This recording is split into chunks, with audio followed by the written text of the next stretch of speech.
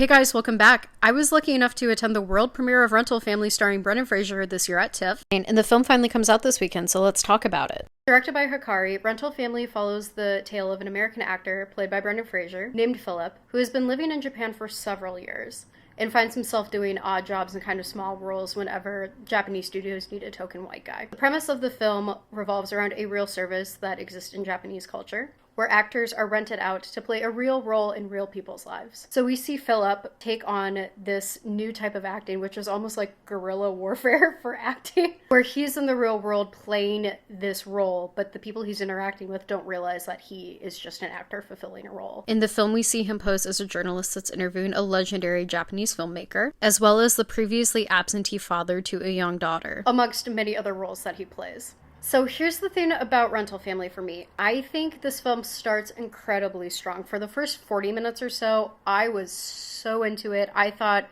the editing told a really interesting story. And I think the setup of how Philip finds himself in this rental family service was really, really strong. I really connected with the first situation that we see Philip in, where he is on the fence of whether or not he can go through with this, pretending to be a woman's husband and go through a fake wedding. And that hooked me in incredibly well. However, I think the second half of the film really runs out of steam, and I was expecting some very hard-hitting emotional moments that for me just kind of never ended up connecting.